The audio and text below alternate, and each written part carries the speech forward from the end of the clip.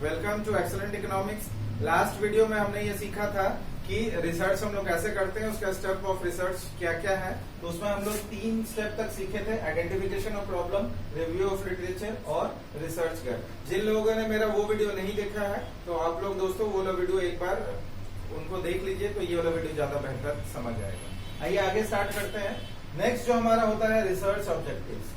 अच्छा, हमने सबसे पहले ये डिसाइड कर लिया कि प्रॉब्लम क्या था। प्रॉब्लम के हिसाब से जो पहले रिसर्च हो गया है या जो पहले काम हो चुका है उसको हम लोग पढ़े। पढ़ने के बाद हमको पता चला कि क्या छूट गया है रिसर्च में, क्या और किया जा सकता है। उस हिसाब से हमने ये लिखा है रिसर्च गैप है। उसके हिसाब से अपना एक प्रॉब्लम हमने बताया, स्टेटमेंट ऑफ प्रॉब्लम, कि ये प्रॉब्लम है, आज तक झारखंड में ये रिसर्च नहीं हुआ, इसलिए हम अपना रिसर्च इस पे करना चाहते हैं। क्यों, उसका ये भी लिख सकते हैं 1-2 लाइन में कि ये रिसर्च हम क्यों करना चाह रहे हैं। प्रधानमंत्री आवास योजना बहुत इंपॉर्टेंट पार्ट है, उसमें सरकार का अच्छा खासा पैसा खर्चा होता है। नॉर्मल जो स्कीम आते हैं, जो चावल, वो हर आदमी का घर में बहुत ज्यादा हर महीना खर्चा नहीं होता है, लेकिन इसमें एट ए टाइम सरकार का लाखों रुपया खर्चा होता है उनके घर बनवाने में। तो काफी इंपॉर्टेंट है, एक सरकार के हिसाब से भी इंपॉर्टेंट स्कीम है, और जो जिनको मिल रहा है उनके लिए भी एक लाइफ चेंजिंग होता है। जिनके पास घर नहीं है आज तक, उनको एक घर मिल जाता है, तो मेरे ख्याल से बहुत इंपॉर्टेंट स्कीम है। और ये स्कीम का 100% अपने इकोनॉमी के हिसाब से एक रिसर्च होना चाहिए।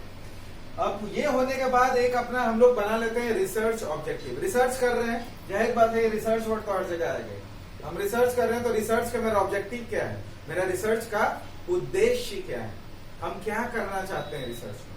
तो रिसर्च में मेरा ये उद्देश्य है। पहला जो उद्देश्य रहेगा, 3, 4, 5, 6 जो भी आपकी मर्जी आप ले सकते हैं।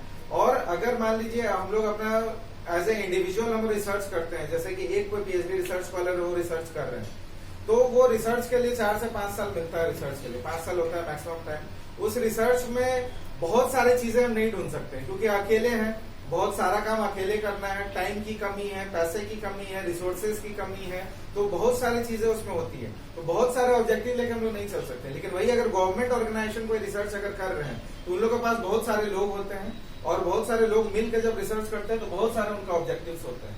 यहाँ जो नॉर्मल एज ए इंडिविजुअल हम लोग जब सीख रहे हैं तो उसमें हम लोग को ये देखना है कि हम लोग रिसर्च ऑब्जेक्टिव्स 4 या 5 या 6, 7 ज्यादा ले सकते हैं। जितना ये 4-5 एक माना जाता है नॉर्मल स्टैंडर्ड ठीक रहता है। तो रिसर्च ऑब्जेक्टिव्स क्या होते हैं? ऑब्जेक्टिव मतलब उद्देश्य, हम क्या दिखाना चाहते हैं। तो पहला मेरा उद्देश्य हमको ये दिखाना है कि झारखंड इकोनॉमी में प्रधानमंत्री आवास योजना लागू होने के बाद इसमें क्या इम्पैक्ट हुआ है, क्या प्रभाव पड़ा इकोनॉमी में, पहले का जो था और वो दोनों चीज हमको वहां पे दिखाना पड़ेगा। दूसरी बात है कि जिन लोगों को प्रधानमंत्री आवास योजना मिला है उन लोग का लाइफस्टाइल में क्या चेंजेस आए। तीसरी बात, जो लेडीज होती हैं, जो कच्चे घर होते हैं और जहाँ पे शौचालय और ये सब नहीं होता, अभी जो प्रधानमंत्री आवास योजना जो बन रहा है उसमें शौचालय भी उनको बना के दिया जा रहा है, तो उनका लेडीज का जो हेल्थ स्टेटस है या फिर उनमें क्या ये प्रभाव पड़ा है। तो जाहिर बात है घर में ज्यादा टाइम महिलाएं रहती है। मैं उनकी बात नहीं कर रहा हूँ जो महिलाएं काम के लिए जाती हैं, बहुत सी महिलाएं आप काम भी जाते हैं। वो जमाना नहीं रहा कि यहाँ पुरुष और महिलाएं किया जाए काम में, लेकिन अभी भी बहुत सा ऐसा जगह है कि हमारी जो महिलाएं हैं काम के लिए नहीं जाती हैं, तो वो लोग ज्यादातर टाइम घर पे रहते हैं। तो वो उनके घर पे रहने पर जब एक घर बन जाता है तो उनका हेल्थ में क्या इम्पैक्ट हुआ है, तो वो एक चीज हम लोग यहाँ पे चेक कर सकते हैं। चौथी बात है कि उनका जो एक घर बन जाने के बाद उनका सेविंग्स कितना बढ़ा, क्योंकि नॉर्मल क्या होता है कि लोग अच्छा खासा सेविंग्स बचाते हैं घर बनाने के लिए, और सेविंग बचा के जो गरीब लोग होते हैं उन लोग अपना सेविंग बचाने के बाद कुछ और इमरजेंसी आ जाता है, वो फिर खर्च हो जाता है। नॉर्मली वो चाहते हुए बहुत बार घर नहीं बना पाते। एक बार जब उनका घर बन जाता है तो सेविंग्स में कितना इंक्रीज होता है, और सेविंग्स जब जान देंगे तो ये भी एक फायदा होगा कि कैपिटल फॉर्मेशन कितना हो पाता है। तो ये 4 ऑब्जेक्टिव हमने एक ले लिया, सॉरी यहाँ रिसर्च ऑब्जेक्टिव मतलब मेरा ये उद्देश्य, हमको ये 4 चीजें हमको जानना है। क्यों जानना है कि मेरे दिमाग में 4 को सवाल उठा।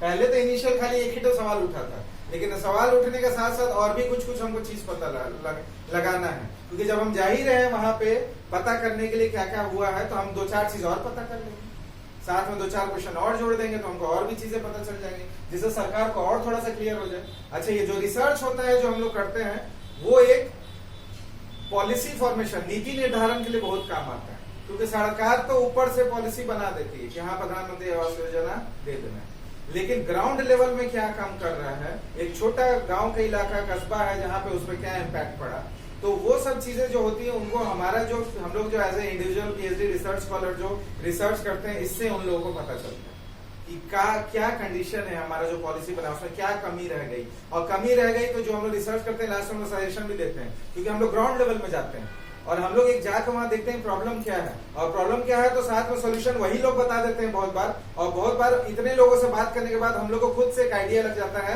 कि क्या उसका सजेस्टेड सॉल्यूशन हो सकता है, उससे क्या उसको जो अभी कमी आ रहा है उसको कैसे दूर किया जा सकता है। तो एक बहुत अच्छा चीज होता है रिसर्च, जिससे कि हमारे देश को बहुत फायदा होता है, हमारी इकोनॉमी को बहुत फायदा होता है, और एज ए इंडिविजुअल व्यक्तिगत हम लोग को तो फायदा होते ही।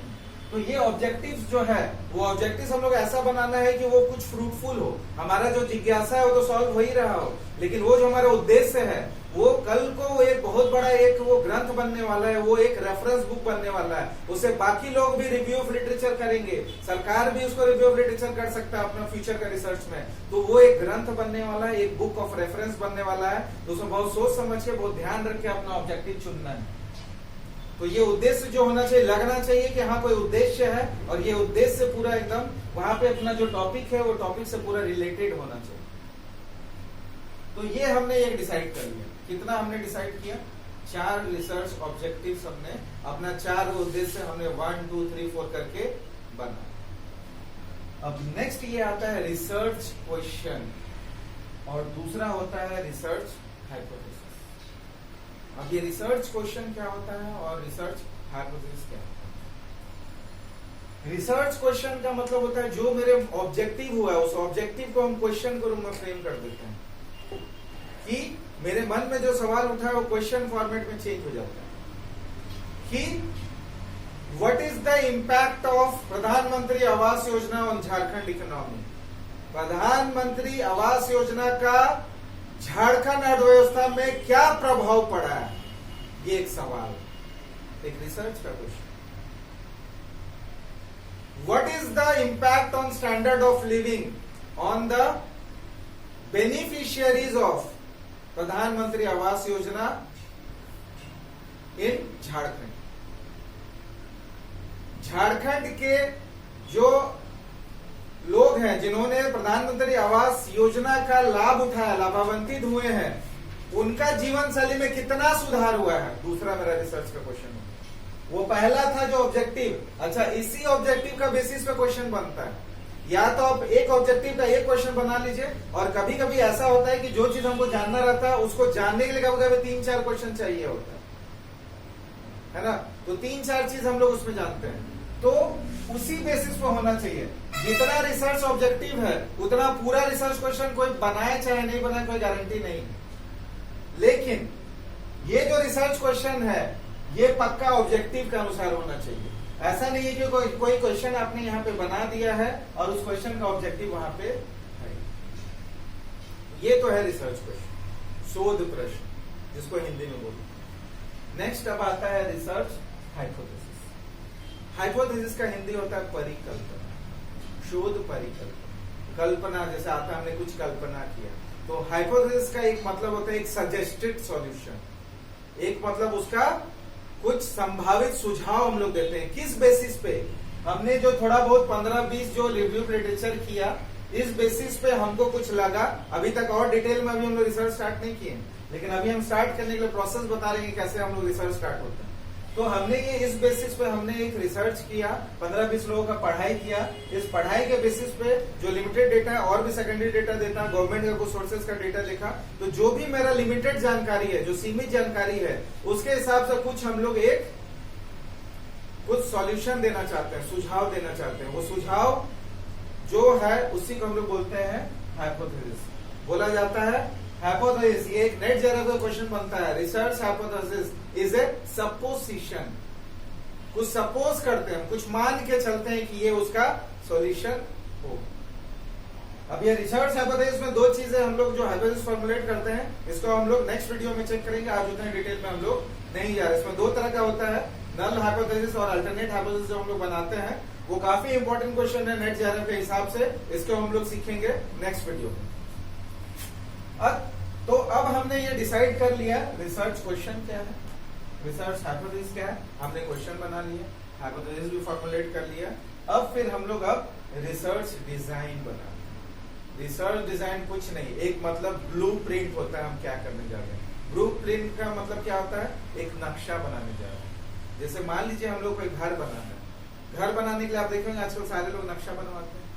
नक्शा बनवाते हैं मतलब सब डिसाइड कर लेते हैं कि यहाँ पे क्या होगा, कहाँ पे किचन रहेगा, कहाँ पे बेडरूम होगा। अगर नक्शा आप फॉर्मली नहीं भी बनवा रहे हैं तो आपके दिमाग में तो पक्का सेट रहता है यहाँ ये चीज होगा। तो अल्टीमेटली आप नक्शा तो बनाते ही बनाते हैं, भले आप वहां से पास नहीं करवाए नक्शा, भले आप इंजीनियर से नहीं बनवाए, लेकिन आपके दिमाग में नक्शा तो बनता है पक्का।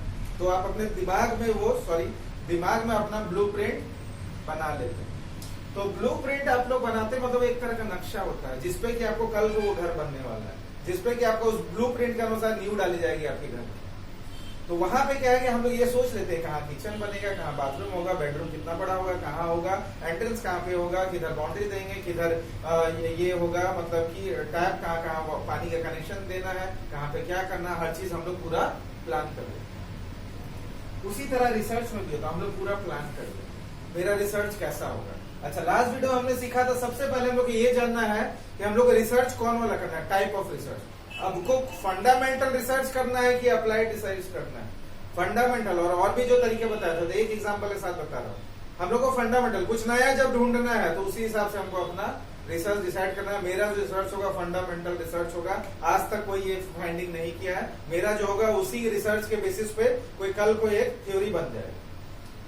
दूसरी बात है, अगर वो कोई ऑलरेडी रिसर्च कर चुके हैं और उसको अप्लाई करके कोई और चीज हमको जानना है या उसको किसी और फील्ड में अप्लाई करना है, वो जो रिसर्च होगा वो होगा अप्लाइड रिसर्च। तो हम लोग को ये पता कर लेना है कि कौन तरह का रिसर्च होगा। अब जो हम डिसाइड कर लिए किस टाइप का हमारा रिसर्च होगा, उसके बाद ये डिसाइड करते हैं कि मेरा रिसर्च कैसा होगा, एक्सपेरिमेंटल होगा कि ऑब्जर्वेशन बेस्ड होगा या फिर एक्सप्लोरेटरी होगा, मतलब कुछ नया एक्सप्लोर करना। नॉर्मली सोशल साइंस में हम लोग एक्सप्लोरेटरी रिसर्च करते हैं, कुछ नया एक्सप्लोर करना है, कुछ नया जानना है। तो उसमें कुछ एक्सप्लोरेटरी में हम लोग कुछ टेस्ट करते हैं दो लोगों को। एक तरफ रख देते हैं एक्सपेरिमेंटल ग्रुप जिसमें कि हम एक्सपेरिमेंट कर रहे हैं, और दूसरा होता है नॉन एक्सपेरिमेंटल ग्रुप जिसको कि हम लोग खाली ऑब्जर्व कर रहे हैं, उसमें एक्सपेरिमेंट नहीं कर रहे हैं। एक होता है एक्सपेरिमेंटल ग्रुप और दूसरा होता है नॉन एक्सपेरिमेंटल ग्रुप। तो एक्सप्लोरेटरी रिसर्च होता है, सोशल साइंस में ज्यादा हम लोग अप्लाई करते हैं। तो वो हम लोग मान लीजिए डिसाइड कर लें, ठीक है, क्योंकि इसमें जब हम लोग रिसर्च करेंगे तो हम लोग ये देखेंगे कि कुछ लोग हैं जिनको प्रधानमंत्री आवास योजना मिला था। जैसे कोई गांव है, 5 लोग लेंगे जिनको आवास योजना मिला हुआ है। उन लोगों को हम देखेंगे कि आवास योजना मिलने से पहले उनका क्या कंडीशन था, आवास योजना मिलने के बाद उनका क्या कंडीशन हुआ। 5 लोग ऐसे उठाएंगे जो लोग आवास योजना का फायदा नहीं उठाया, अपना खुद का पक्का मकान था, उनका उसी टाइम मतलब आवास योजना वो फैसिलिटी जो बाकी लोग लिए उस दौरान उनका क्या कंडीशन था, और आवास योजना जब उन लोग को लिए नहीं लेकिन बाकी लोग ले लिया तो उसके बाद उन लोग का क्या जीवन शैली सुधरा। तो इससे हम लोग ये टेस्ट हो जाएगा कि एक्चुअल में जो अभी प्रभाव पड़ा है वो आवास योजना के कारण ही मिला है। और उसमें हम लोग ऐसे चुनेंगे ऐसे लोग को जिसमें वो बाकी फैसिलिटी दोनों साथ साथ ले रहा हो। जैसे वो लाल कार्ड का चावल दोनों उठा रहा है, वो भी उठा रहा है, वो भी उठा रहा है। तो इस तरह से हम लोग लेके वो डिसाइड कर लेंगे मेरा रिसर्च कैसा होगा। तो टाइप हम लोग डिसाइड कर लिए, मेथड ऑफ रिसर्च हम लोग डिसाइड कर लिए। डिपेंडिंग अपॉन बहुत सारी चीजों पर निर्भर करता है, हमारा क्या चीज निकालना है, कौन सा सब्जेक्ट का रिसर्च कर रहे हैं, किस फील्ड में करना है, एक्शन रिसर्च है ये क्या रिसर्च है। तो बहुत सारा चीजों पर निर्भर करता है कि हम लोग को कौन सा अपना सिलेक्ट करना है। तो ये हमने डिसाइड कर लिया। तो हमने क्या डिसाइड किया, हमने डिसाइड किया कि हमारा जो रिसर्च होगा वो क्या होगा, ये एक्सप्लोरेटरी रिसर्च होगा। फिर हम लोग डिसाइड करेंगे टाइप ऑफ डेटा, है ना। अब हमने जब डिसाइड कर लिया कि मेरा रिसर्च होगा एक्सप्लोरेटरी रिसर्च, मतलब कुछ नया हमको कुछ जानना है, तो अब बात यह आ जाता है जब भी आप एक्सप्लोर करेंगे तो आपको डेटा खुद लेके आना है। तो आपको क्या करना है, फिर प्राइमरी डेटा और सेकेंडरी डेटा का काम आएगा। तो एक्सप्लोरेटरी रिसर्च में प्राइमरी डेटा हम लोग को कलेक्ट करना है। तो हम लोग ये डिसाइड कर लेंगे कि प्राइमरी डेटा तो हम कलेक्ट करेंगे ही करेंगे, सेकेंडरी सोर्सेज भी लेंगे। अगर गवर्नमेंट का कुछ ऑलरेडी डेटा है तो उससे भी हम लोग कंपेयर करेंगे। तो हम लोग डिसाइड कर लेंगे मेरा दोनों डेटा होगा, प्राइमरी डेटा पे भी काम करेंगे और सेकेंडरी डेटा पे भी काम करेंगे। अच्छा, डेटा वाला जो चीजें हैं, डेटा क्या होता है, डेटा कितने टाइप का होता है, उसका प्राइमरी डेटा क्या फायदा है, सेकेंडरी डेटा क्या घाटा है, इसको भी हम लोग एक अलग वीडियो में डिटेल में पढ़ेंगे। अभी फिलहाल हम लोग स्टेप ऑफ रिसर्च के हिसाब से इसको अभी सिलेबस को कर रहे हैं। उसके बाद फिर क्या होता है, हम लोग जब डिसाइड कर लेते हैं कि प्राइमरी डेटा, अच्छा जब भी ये बात आ जाता है प्राइमरी डेटा, तो प्राइमरी डेटा हम लोग को कलेक्ट करना है। तो प्राइमरी डेटा अगर हमको कलेक्ट करना है तो झारखंड बहुत बड़ा मतलब कि एक इकोनॉमी है, बहुत छोटा भी नहीं है। एज कम्पेयर टू बाकी जो स्टेट है उनसे छोटे हैं, लेकिन ऐसा भी नहीं कि एकदम छोटा सा जगह जहाँ 10 ही लोग रहते हैं। ठीक है, तो झारखंड एक बड़ा स्टेट है और उस स्टेट में बहुत सारे लोग रहते हैं, बहुत सारे लोग इसका फायदा उठा चुके हैं प्रधानमंत्री आवास योजना का। तो एज ए हम बताए थे कि जो पीएचडी रिसर्च स्कॉलर है, हम लोग 4 साल 5 साल में पूरा ये नहीं जा सकते हैं। तो पूरा जाने के बाद हम लोग क्या कर सकते हैं, हम लोग उसमें से कुछ लोगों को निकाल कर हम लोग करते हैं। अच्छा, इसमें जो साइंटिफिक तरीके से अगर हम लोग सैंपल उठाते हैं तो उसी के बराबर होगा कि हम पूरे झारखंड का एक एक आदमी से पूरा बात किए। ये एकदम प्रूफ है। अगर हम साइंटिफिक तरीके से एक सैंपल उठाते हैं तो हमारा जो फाइनल रिजल्ट आएगा उसी के बराबर होगा कि हम एक एक आदमी के पास सेंसस मेथड यूज करके हम किए। अच्छा, जो सेंसस मेथड और सैम्पलिंग मेथड भी हम लोग एक अलग वीडियो में सीखेंगे कि ये क्या होता है। वैसे आप लोग इकोनॉमिक स्टूडेंट होने के नाते ये चीजें तो पता था। तो अब ये सैम्पलिंग टेक्निक, ये चीज जो है वो हम लोग को डिसाइड करना है। ये सैम्पलिंग टेक्निक कैसे डिसाइड करते हैं, क्या करते हैं, इसको हम लोग सीखेंगे नेक्स्ट वीडियो में। तब तक के लिए थैंक यू, जय हिंद।